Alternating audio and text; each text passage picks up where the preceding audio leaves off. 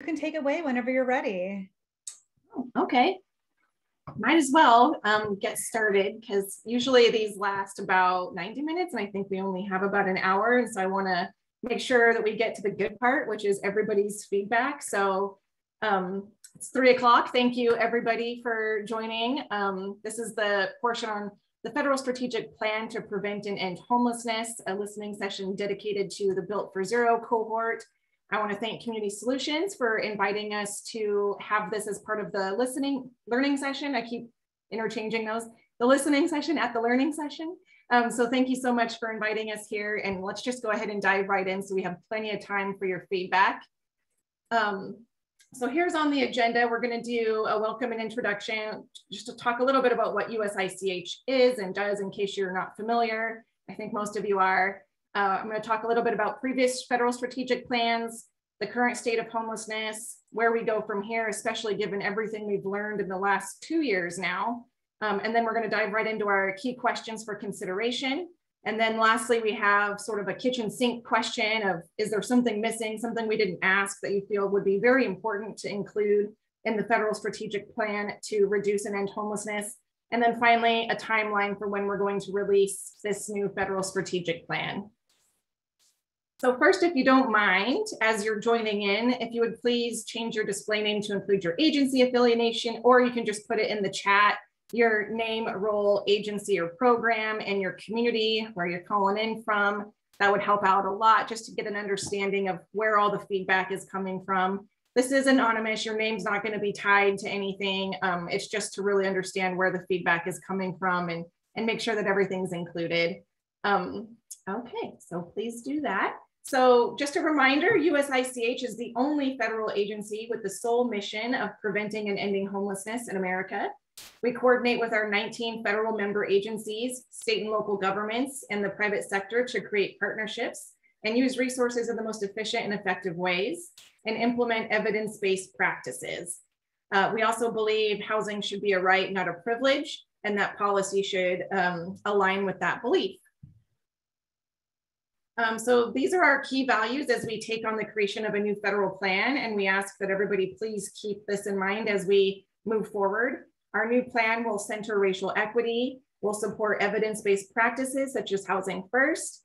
We want to build on and sustain what is working, and we want to reflect evolving practices, including lessons learned from the pandemic. We also want to identify opportunities to address areas of greater need and attention, and make sure that we identify opportunities to align strategies with emerging federal, state, and local priorities. So our previous federal strategic plans, you'll remember in 2009, we had Opening Doors, which was very detailed and focused on the work that needed to be led by federal agencies. We had Home Together, which was much more of a roadmap for communities and offered tools for implementation. And then most recently, we had Expanding the Toolbox, and this did not reflect evidence-based practices, and the Biden administration has chosen to discontinue its use. So diving a little bit deeper here, Opening Doors covered 5 broad themes and 4 subpopulation goals. It also contained bold goals to end homelessness by a particular date. The target dates and goals were intended to create urgency, something Built for Zero communities are very familiar with. And the goals were really aligned with what we felt like our federal funding should be, but unfortunately the funding did not align and we weren't able to realize the goals for all the subpopulations. So Home Together was developed based on the lessons learned from communities around the country who are working to end veteran homelessness. It was grounded in creating a strong system that ensures homelessness is rare, brief, and just a one-time experience.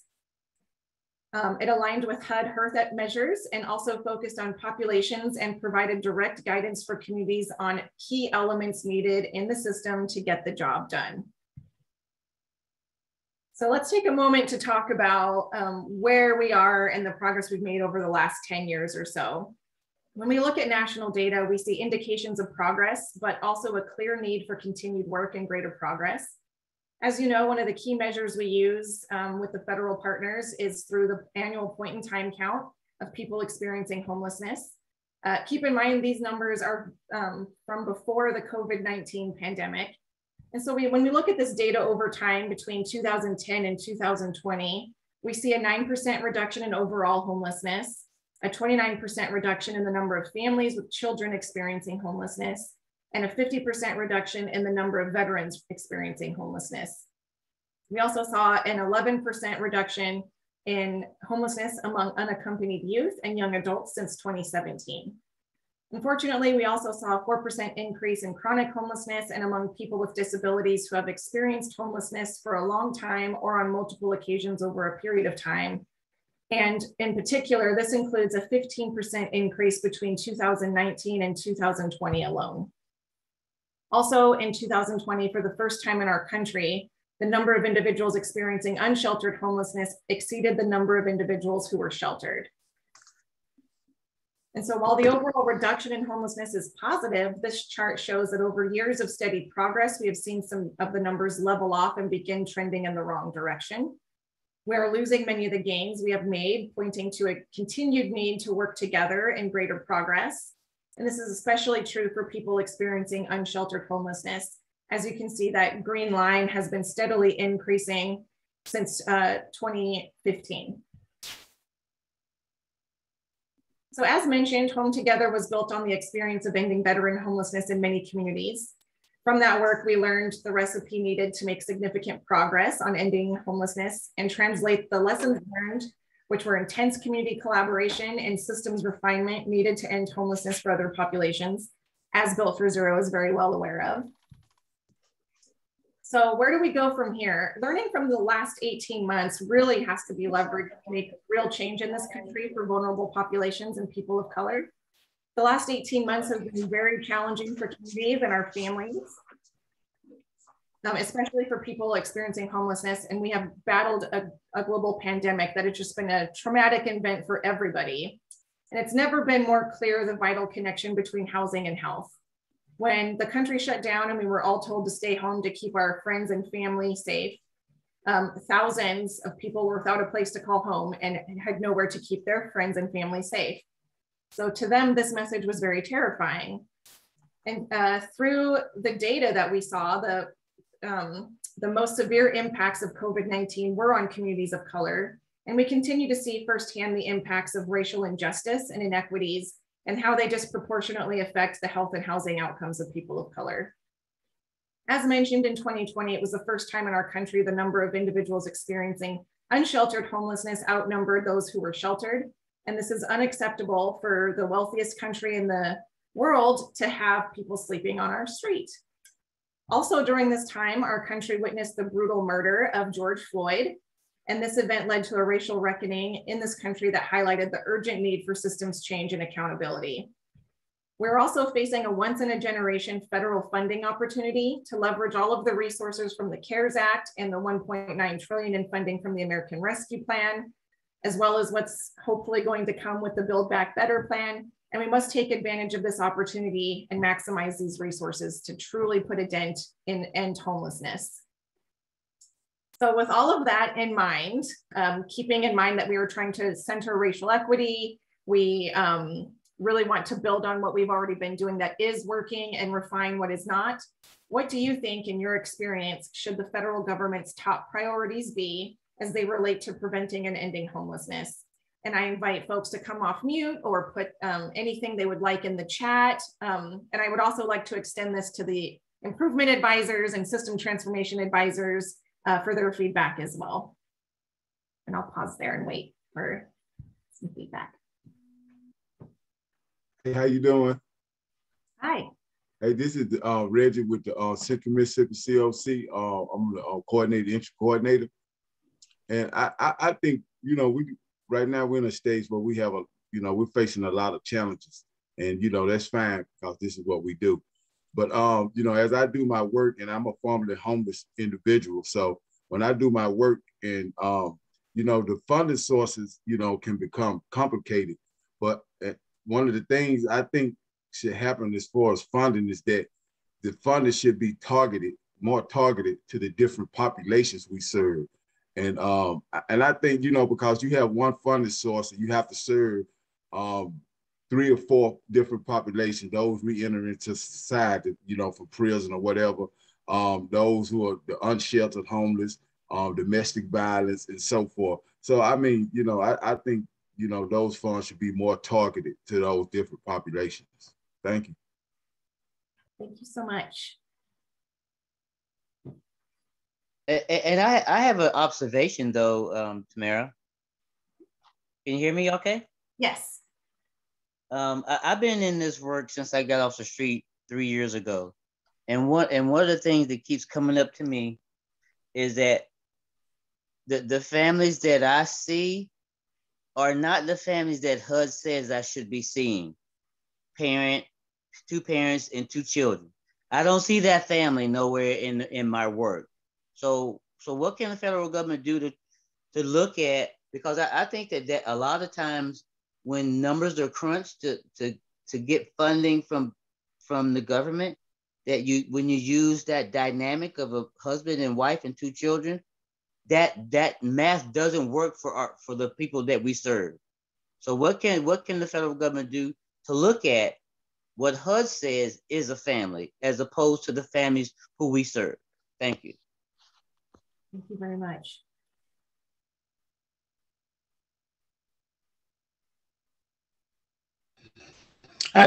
Good, everyone. My name is Ty Thomas, and I am a facilitator and a leader from Street Voices of Change here in Minneapolis, Minnesota. And I'm finding this to be really helpful to get to know Built for Zero even better and get to know all of those folks on this call. What I feel the federal government's top priority should be as relating to preventing homelessness is like the HUD was speaking of, more housing opportunities, more home ownership. Section 8 vouchers should not be a list of, 2 and 3 years. Also, I mentioned in the chat earlier about auditing.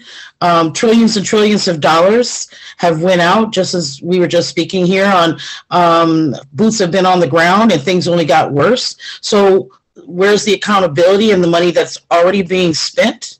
And where's the oversight? I did see someone put in the chat that they do something at the end of the year where they check their ledgers, their general ledgers.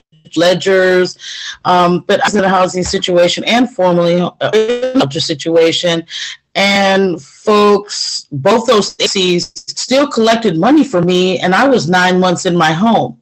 So that was 9 months that could have been spent. 2 different programs collected money off of my name while I was in my home for 9 months. Okay, yeah, they ended up returning it at the end of the year, but that could have been money well spent on someone else who has a need. So I think we really need to be talking about oversight.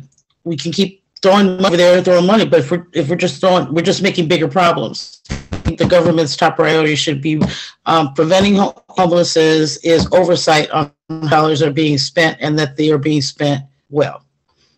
Thank you. Thank you very much. Thank you for your story. I do see a couple things in the chat as well. More youth-specific resources for all communities, funding tied to population levels and real-time data, diversion and funding for prevention programs, more emergency shelter. Hopefully communities are taking advantage of that in the American Rescue Plan, the non-congregate shelter capital funding opportunity. And then vouchers and actual housing units mismatch, absolutely. Thank you very much. If you all think of something else, just in the essence of time, or maybe we're doing pretty good. Well, I suggest, because I know that we have money, there's plenty of money, but the things that I see going out is not affordable housing for our veterans and for homeless. If the government can give property owners or landlords tax credits for housing individuals who have been homeless in the past, and with some kind of, I know we get over here in Fresno, I work with San Joaquin Valley Veterans with this part of a SSVF grant from the VA.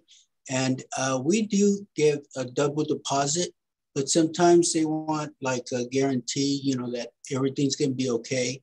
So what we're trying to do is extend the case management more to assure the the landlords that we're going to be covering and case managing our veterans. But what I don't see is a lot of the, tax credits for the landlords, in giving some kind of benefits for them when they help us.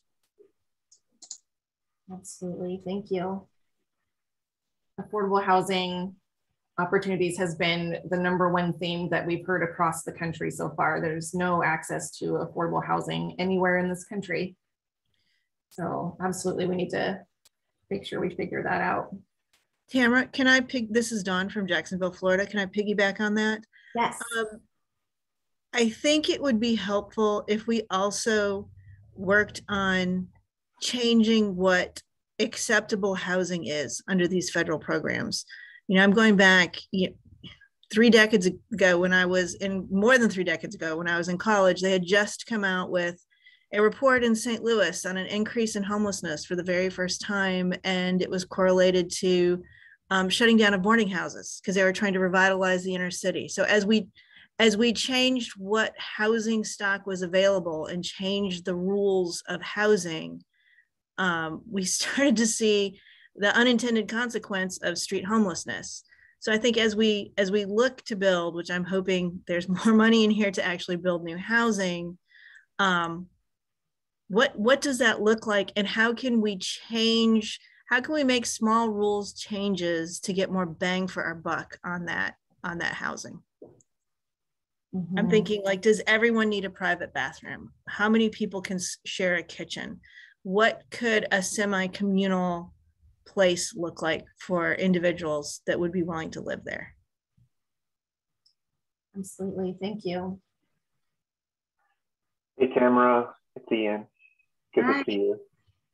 I'm really interested in putting forth a defined subpopulation around seniors. Seniors experiencing homelessness, when we look at the data across veterans and chronic especially, seniors is kind of lost in the conversation. And the data is telling us that that number is increasingly growing. And without it being called out as a specific priority population, it's really hard to kind of energize around that group. And so I just am encouraging to define that group as a priority subpopulation, because we also know that the kind of biological age and the medical age of that group is particularly vulnerable and are often high utilizers of many of our systems. So just looking at the data, that's what it's telling us. And so we've got to get ahead of that. Absolutely, thank you so much.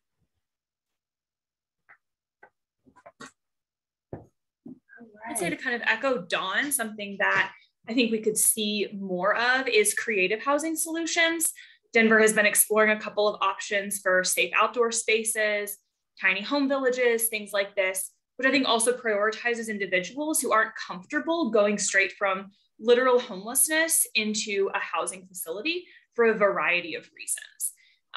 But I would also say that kind of on the side of that, what I also see as what should be a priority is addressing the fact that many cities have camping bans, which increases the trauma of our unhoused individuals, but also decreases their willingness to trust case managers, city staff, et cetera, because they're so traumatized and constantly being forced to move around. And I think that those kinds of things really go hand in hand. Absolutely, thank you.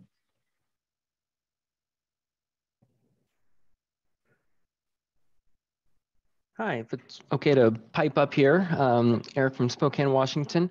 I saw something in the chat that I know was really significant for us here too, is sometimes we are able to house people, but they have a lot of barriers to remaining housed. And our program helps get them housed, but we're not, full of people that are mental health professionals, et cetera, et cetera. So, when we don't have enough options for people with a lot of barriers, sometimes we use the only options we have, and then they end up not working out and getting another eviction, maybe getting behind on rent again, those kinds of things. And so we haven't really helped them out, and now they're homeless again with an additional eviction, and they're even harder to house. And at the end of the day, if we don't have resources that match the needs of these people, and we're trying to fit a round peg into a square hole, like it ends up not helping. And we're burning bridges with landlords, we're going through funding, and at the end of the day, these people aren't getting the help they need. And it's because I don't have a better place to refer them to where they can actually help address these significant issues that might be often mental health related, sometimes tied to substance use disorder, not always, often physical health related. And we just don't have the ability to, address those needs with our program. And those programs to address those needs don't exist in our community. Mm-hmm. Making sure that when we're saying housing first, and housing first is a recovery model, that it's actually allowing people to recover. I think that's a great point. Thank you. Yeah, and to follow up with that, I really would like to see federal government have a more mainstream about eviction processes. It varies from state to state. Some states are able to move faster in someone, and then other states. Here in Minnesota, we're probably one of the fastest, where you get evicted, you got a court date, and then boom, you're out 7 days later. And we're one of the coldest in the country, if not the. It just blows my mind. Maybe some more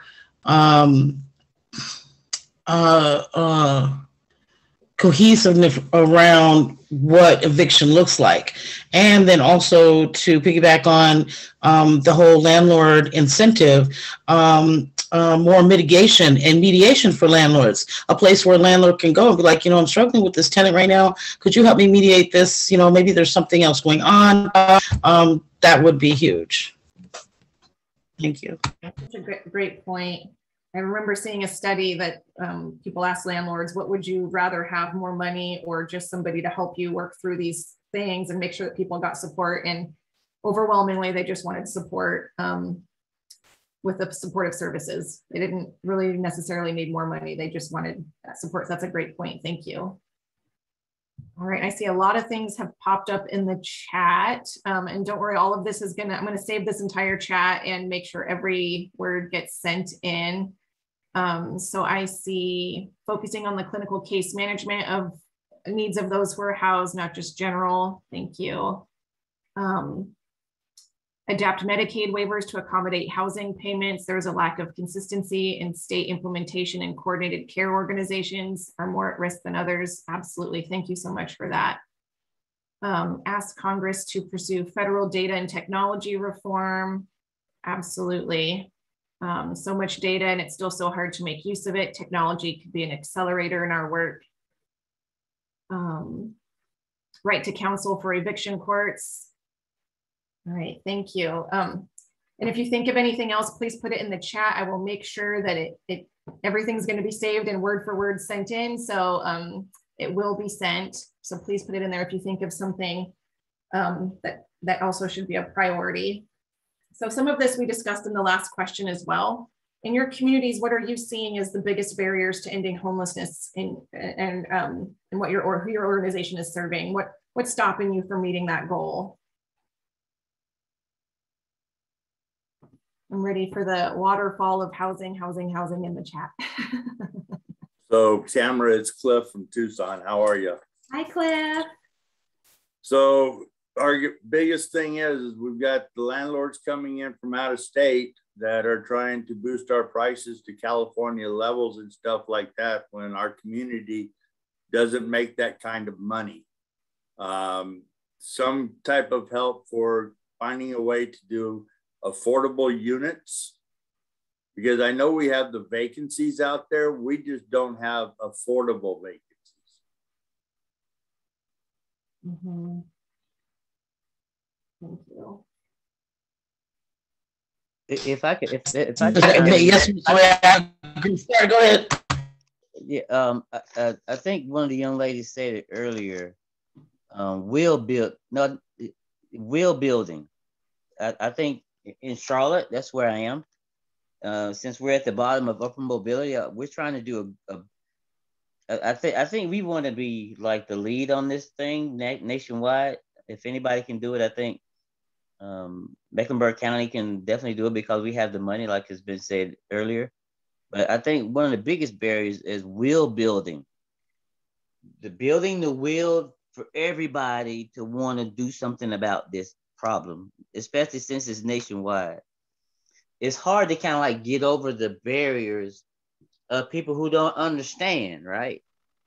If you don't understand what it's like and what it takes for me to get better, you can't read that in a book. So you have to have the will to want to do a different thing, re-engineer the conversation a little bit different so you can get more data that's going to be more accurate to my situation. But that's going to have to be the will for the system to want to jump through these hoops that they're going to have to jump through in order to support all the work that we all are doing.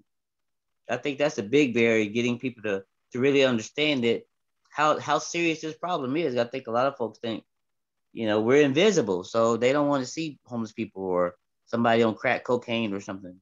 They don't want to see us. But I think now we have to deal with it, and we have to deal with it in a real way. And I think that comes from conversations, and that comes from changing people's will, the will of the people who are receiving the resources, because you don't want somebody in your property that's going to mess it up. So you have to change them, as well as the whole system has to change too, to recognize that this is a terrible problem that we're in now, and we have to do gigantic things to get out of the mess that we're in now in this nation. I think some of it is, for us in Charlotte, is that will building. Thank you. Thank you so much, James. Thank you so much. Thank you. I think so also some of the biggest barriers to ending homelessness as a formerly homeless is trust. It really is. Some of my cases in shelters or some of the housing programs that I was in was traumatizing. People weren't properly treated. Sexual harassment, financial exploitation. I watched some of my friends or roommates get kicked out in the middle of the night. I was at one shelter that they drug test you every Monday after the weekend. And I just thought to myself, this is all invasive and traumatizing and not very supportive. Also, earlier in our conversations about not forcing people to lived experience to share their stories. I was never forced. I'm always share my story. Sometimes I have to regulate sharing my story because it is traumatizing to bring it up and talk about it. But then we get to that place of educating each other, and that's where we break stigma. The biggest barriers for homeless community to certain agency or shelter or programming is trust. And so. Thank you very much for that. Thank you for your story. I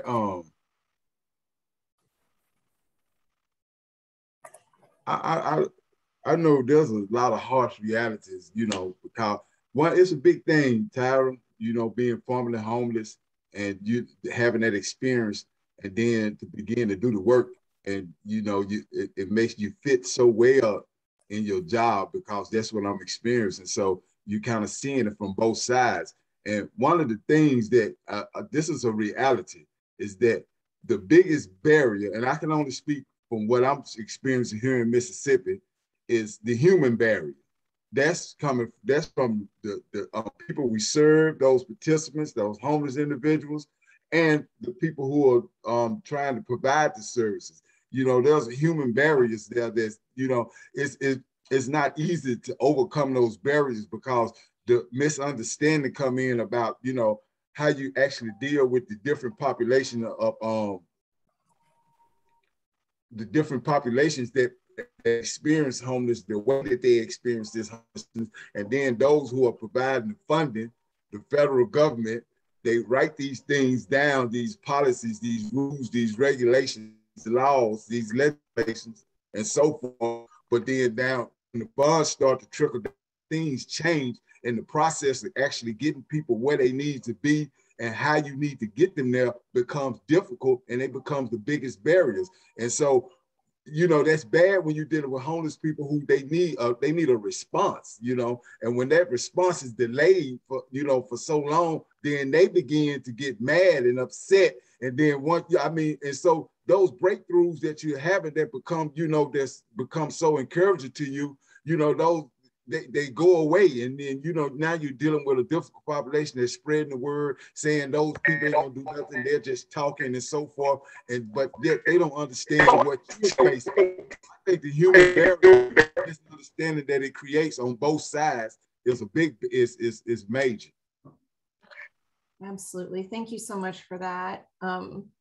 I do see that people are popping up with their hands raised, and I'm trying to figure out how I can see. Yeah, I can help you with that, Tamara. So no problem. So John was the first person who had raised their hand. So John, go for it.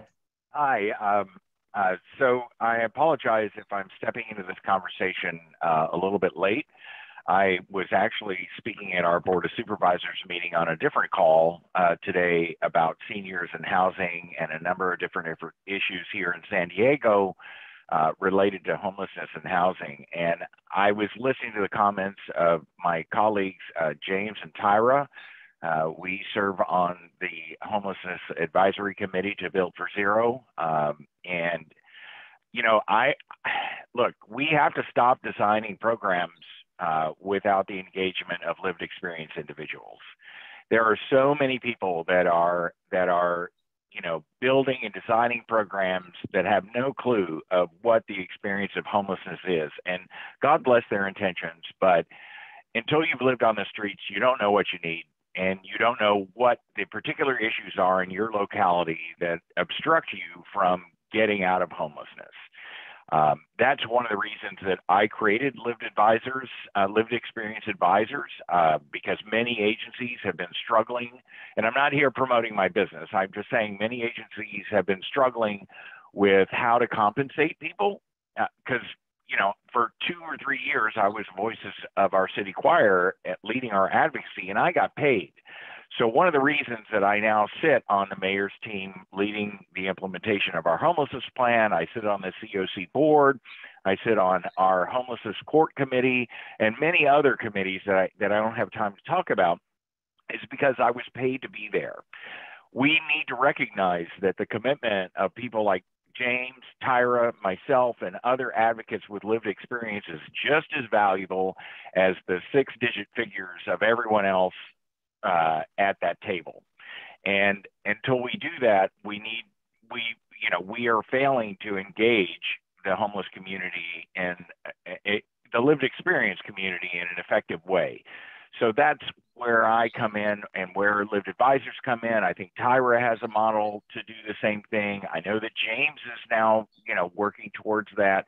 And I want to recognize that Community Solutions has actually established a leading position on paying people with lived experience to serve and advise on their solutions for the many different communities that are here on this call. You know, at the same time, and I'll just leave with this, you know, under the Reagan administration, we created a deficit of nearly, as a result of nearly 750,000 housing units. We are now with over 500,000 people living on our streets as the latest point in time count. You do the math, we need housing. Housing's a solution to homelessness. But we also need to do a better job streamlining our systems, listening to the community that we're serving, and delivering solutions that are effective. Thank you. Thank you very much, John. Yeah, you got a lot of +1s in the chat. And thank you very much for your story. And I couldn't agree more that, you know, people need to be listened to and taken into full consideration and not placated or, you know, just there to check a box for your scorecard. And so just making sure that we are really utilizing voices to their fullest extent, their decision-making capabilities, their experiences, and making sure that we're designing programs that meet that need truly. And so thank you very much for your feedback. Who else? Tamara, yeah, I got you. So we have a few more. So the next question is going to come from Matthew. So Matthew, if you would like to unmute yourself. I'm Matt Horsch. I'm in Cincinnati, Ohio. I work with a couple of housing navigators here, and we're doing rapid rehousing. And one of the things I see when they contact landlords is that they come back and they tell us that, hey, they are interested, but they won't work with work with programs. They won't work with Section 8, or they'll work with one but not the other. And that's something that's perfectly legal federally and in most states and localities. Now, there are some states and localities that have passed source of income discrimination, anti-discrimination laws, but it's never been implemented on a federal basis. There are very few units that are affordable, and there's, affordable housing is obviously the headline here, I think, but the subtext, I think, is that the units that are affordable, landlords can pick and choose who they rent to. And that, if somebody has Section 8, if they have a federally funded voucher, if they're in a rapid rehousing or supportive or permanent supportive housing program, it is perfectly legal for landlords to say, I'm not working with you. And that's something that would, I think, be transformative if we're able to make that change on a federal level. Thank you. Thank you. All right, so the next person who had their hand up was actually Frederick. So Frederick, if you would like to come off of mute. I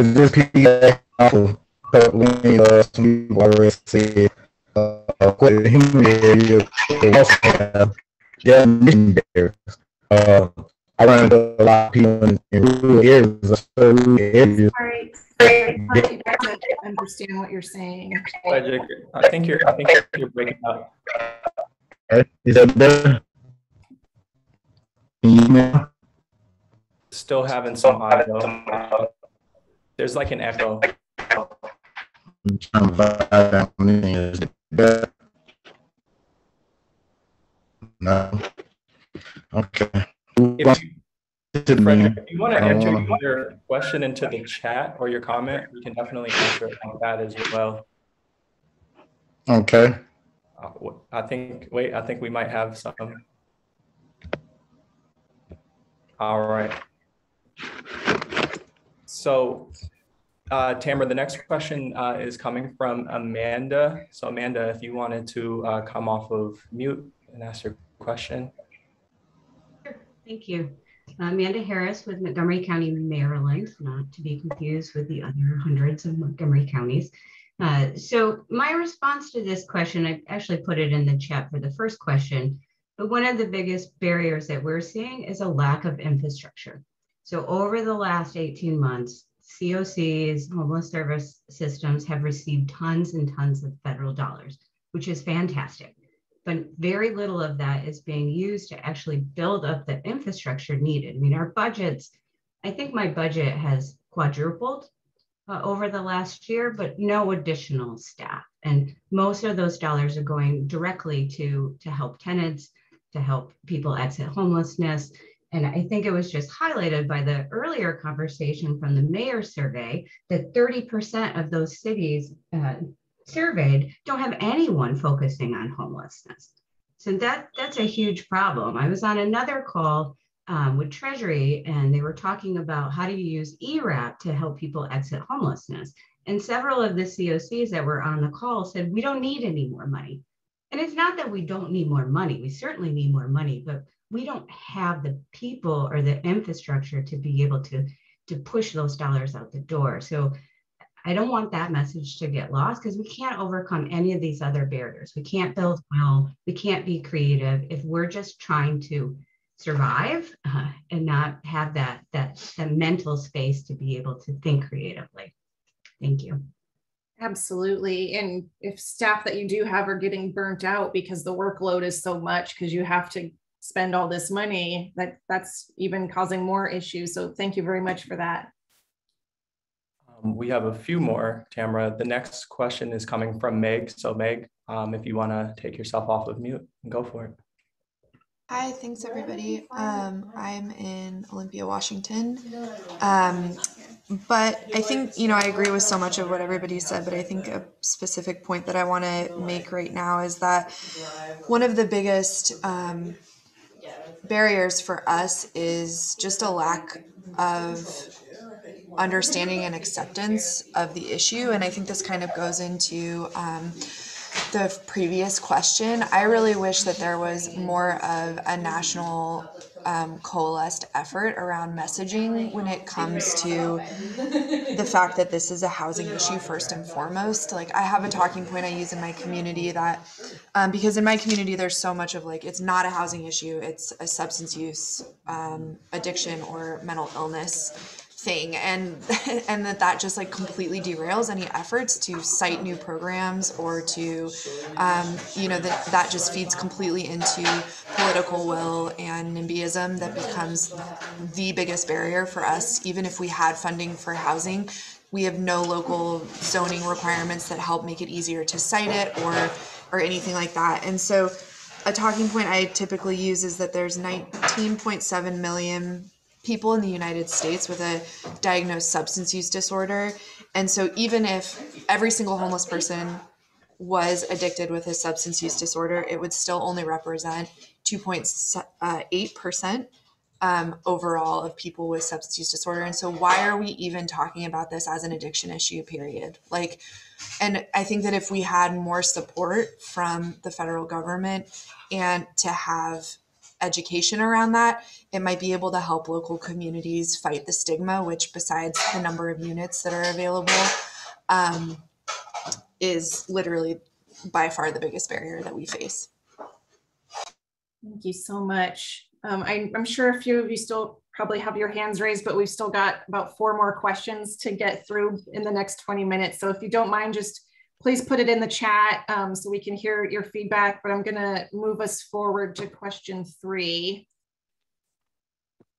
Okay, so how can the federal government more effectively center racial equity in its prevention of or response to homelessness? And how can it best support equitable distribution of access to resources and equitable outcomes at the local level?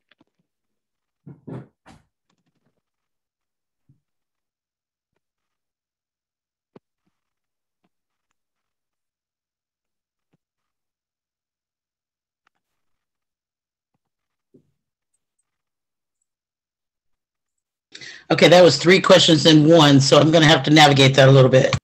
Yes, absolutely. Thank you.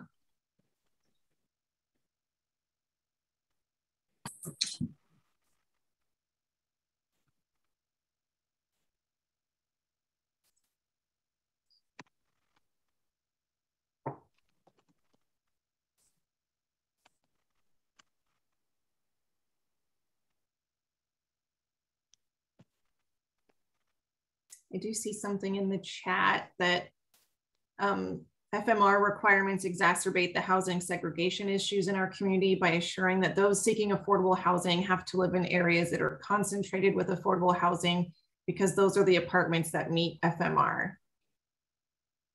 Integrating race and ethnicity into system performance measures, decriminalization of homelessness and voting rights, clearer guidance on relationship between fair housing and coordinated entry system prioritization, and examples of using proxy prioritization criteria for racial disparities.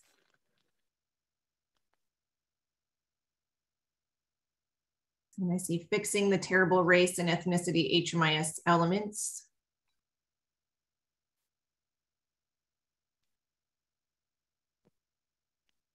We need the voices affected by discrimination at the table. Prioritize housing for Black, Indigenous, and people of color homeless, and stop discriminating against them.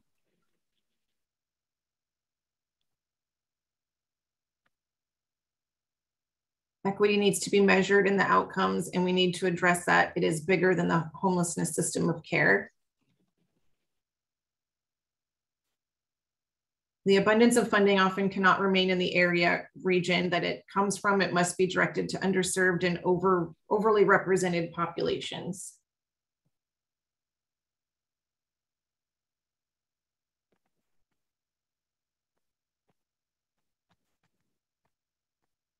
Funding comes with too many restrictions.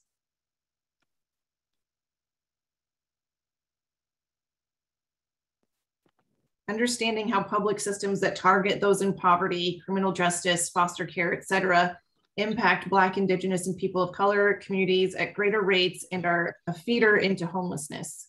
Great point.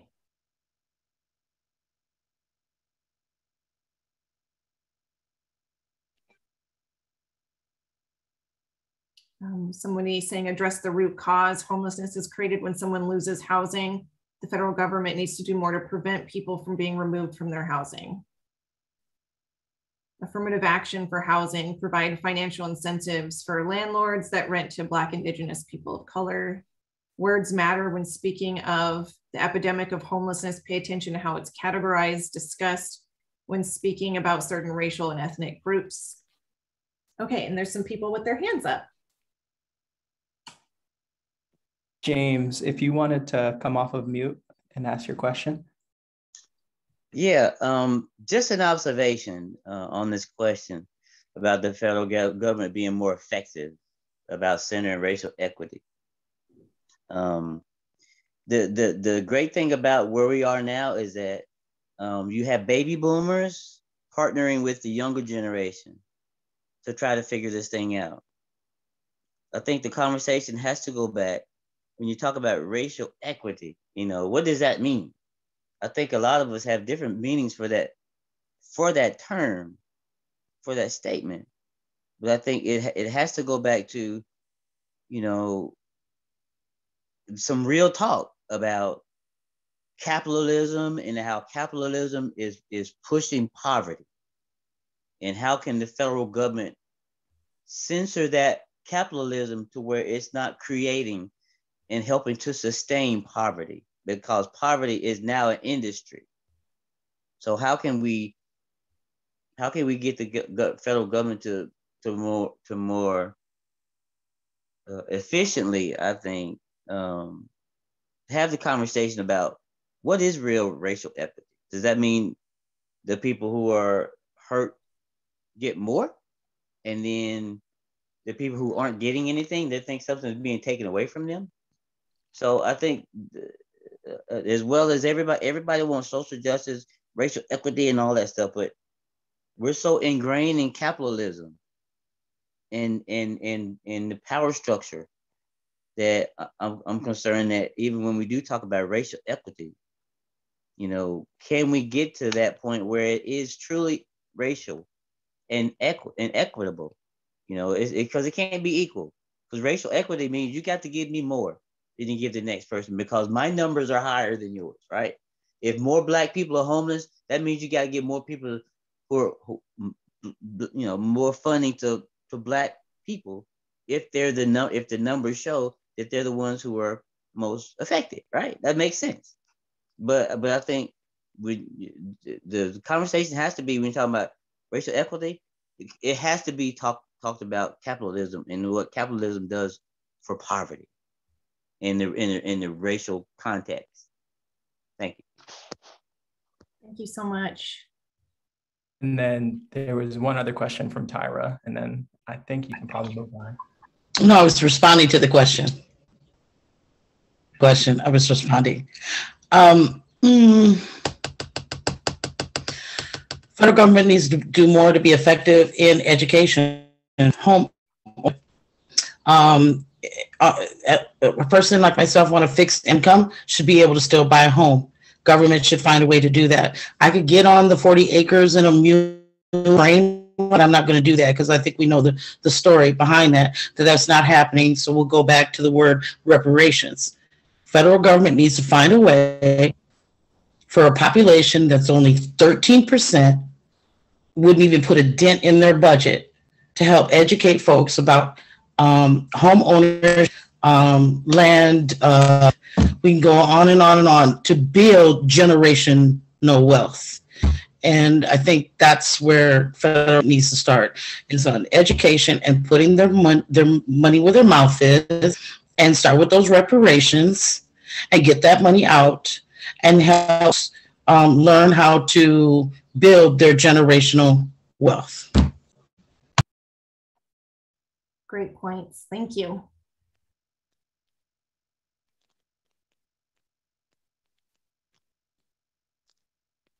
I think anything dealing with race is a loaded topic. It's a loaded topic. Anything when it deals with race and so forth. But I just want to share this experience. Something that I'm experiencing here in Mississippi is that you deal with all the racism in other areas. But let me tell you, when it comes to the homeless population that I'm familiar with, believe it or not, it disappears. Now it may exist. It disappears socially among those people who are experiencing homelessness. It may begin to exist, or they may begin to experience it when it comes to being housed and so forth. But I mean, it's just a loaded issue, when it's a loaded issue, and you can ask what the federal government can do, what can they do? What have they been trying to do? One thing they can do is not support racial inequity, but what can they do? Well, I think it's a human problem. That's what I think. I think it's a human problem. People have been programmed to think the way that they think, and that you're not going to, when this is a capitalist society, what's mine is mine, and I have the right to do this and to do that. And then it becomes all blurred when government begins to come in and say, well, you can't do this and you can't do that with what belongs to you, So I just think it's loaded, and that it's just something we're gonna forever continue to work through. And a lot of us will be dead and gone in our graves. It's probably, and they'll still be talking about racial inequity or racial equity or justice and so forth like that. I think the biggest responsibility is for the human beings that are able to be compassionate, to show concern, to commit themselves to this work, that they need to be prepared to deal with this every day. If this is the field, if this is what we're doing, I think that's more than anything that would just help us kind of blur those lines and get some things done, and we won't be so sidetracked or distracted with issues that we or the federal government will not solve, especially overnight. Thank you very much, Reggie. Thanks for folks' comments. I just wanted to flag that Tamara has about 8 more minutes. So the next 2 people who raised their hands were John, and then after John will be Frederick. So John, go ahead. Thank you. I'll just be brief. I mean, my experience with poverty is that the system is structured to keep you there. You can't build equity. If you save over too much money, you'll be disqualified for Medicaid, Medi-Cal, other services. We can't use our limited income to purchase housing, because then all of a sudden we'll have an asset that will disqualify us from receiving benefits. As I'm trying to compensate individuals for their experience at a livable wage, many of them are fearful to be 1099 because that's going to result in a reduction of income or threaten potentially their disability status. So we've got to change some of these federal level requirements around services for people that are living in poverty. We cannot de-emphasize or penalize people for trying to make their lives better. We need to reward people for trying to make their lives better, allow them to earn a livable wage and live above the poverty level while continuing to receive benefits. Thank you. Thank you. Frederick, if you wanted to come off mute. Can you hear me better now? Yes. Yes, perfect. Thank you. Okay. Since we're addressing this with the words that's being used, question is no such thing as in the first place.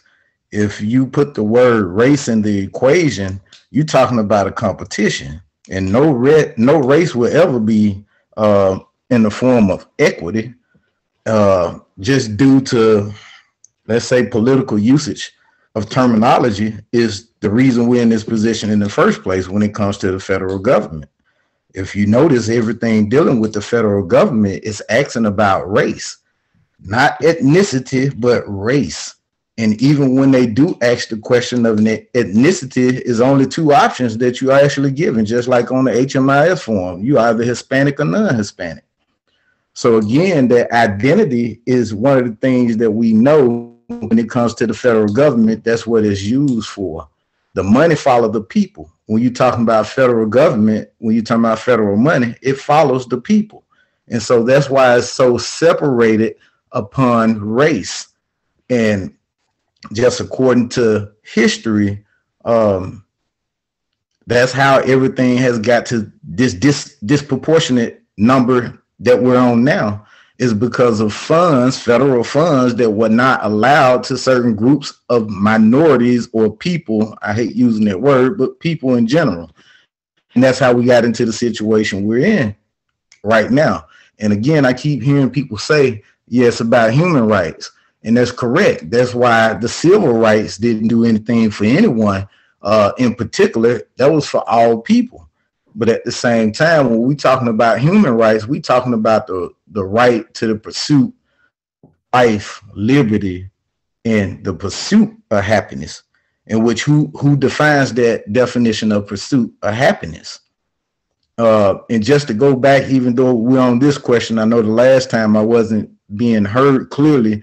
I service rural Mississippi. I'm from Mississippi, so I service rural Mississippi, and the population that we actually service is a continually moving population of people. And one of the hardest things that I'm finding, like when you really serving someone that's homeless, they don't have means of communication. So we have to find a way to put a phone in their hand or something to actually be able to have lifeline to support them. And I can keep going on and on when it comes to this particular question that we're speaking of, but at the end of the day, that's what the federal government is based on. It separates everything due to race, and that's how it issue out money according to a race. So again, I heard, I think it was Reggie that said the humans is the barrier. I have to say he's correct with that, but what goes along with that is the definitions, because everything is defined through the definitions, as we know, because we work in the sector, that when you hear the word homeless, you're not just speaking on someone that's actually out there living on the street. And so I find out that people don't understand that it's homeless when you're living in a house that's not habitable. You're homeless when you're sleeping on a couch. You're homeless when you're in a house that's overcrowded. You know, even in prison, each man has to have a certain amount of feet of space, you know, or it's overcrowded. So all of it ties in, like you said, with the education and the wraparound services. But a lot of the people that we actually encounter, they have other issues that actually makes them over being in a situation of being homeless, is whether it's drugs, alcohol, some type of traumatic experience, some type of abuse, whether it's educational on how to handle their finances. And so to sum it all up, we just need to work cohesively with every public service that there is in order to serve the people we need, or else, I heard someone else say earlier, just making revolving doors, because we're putting them back in that same situation. And that's why I put in the chat that the word permanent need to be removed. We shouldn't even use that word permanent, because even we may think we're permanent, but we are residents. Right. Thank you so much, Freddie, for your feedback. We've got 2 minutes left, so I'm going to kind of try to race through these next questions. If you had some more input on this particular question, please add it to the chat. Like I said, I'm going to save the chat. We can go to like 5 after, and maybe we can just do the chat box for the rest of the questions. Yes, that would be great. Thank you. Yeah, so I'll read a couple from the chat, and then yeah, that way we can get everything closed out with this. You have such amazing feedback, so thank you so much for coming off mute and talking. So what lessons have you learned during the COVID-19 pandemic about how housing, health, and supportive systems can best respond to people experiencing homelessness? And again, if you could please we'll just use the chat so we can make sure to get all these questions in. And I'll just read a few of yours and then we can move along. Yes, thank you, Andrea. Also you can submit any more feedback if you think of something later. You know, I'm somebody that likes to ponder a question for a while and then think, oh, darn, I should have said this. And if you're like that as well, somebody did just put the link in the chat where you can provide all the feedback you want. It definitely goes all through the same system. And so if you want to be able to put feedback in that way, we'd welcome it. So I see we have the funds to help now, exceptions to some red tape where possible, absolutely. Right to shelter, right to housing, causes dramatic transformations in health. Using hotels allowed us to better engage with people experiencing chronic homelessness. Increasing security and dignity for people experiencing homelessness in motel rooms and safe outdoor spaces. Absolutely. And I hope your communities are looking at how you're going to expend some of your American Rescue Plan dollars. There are money in there for capital to build or to improve on non-congregate shelter if that was really helpful. And maybe you have some old hotels that you can purchase. But let's move on to the next one while you're thinking about that. This might be particularly important to Built for Zero communities.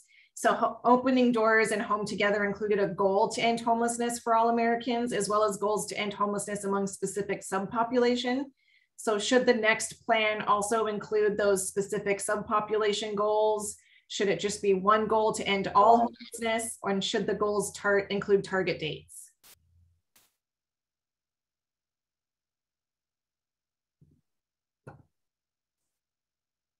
Welcome your feedback on that.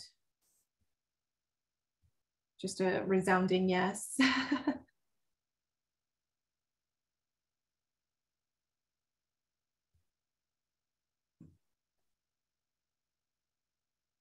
Yes, population should be included. There should be goals and accountability.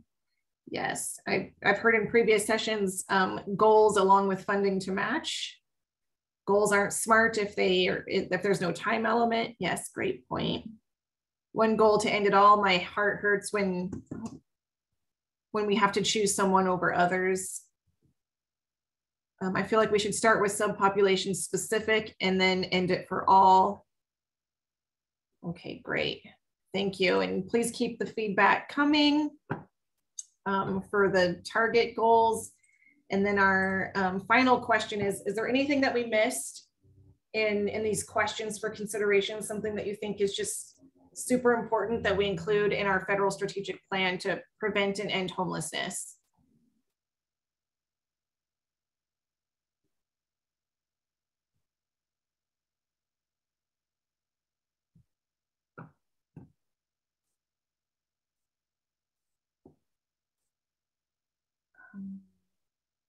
Power sharing.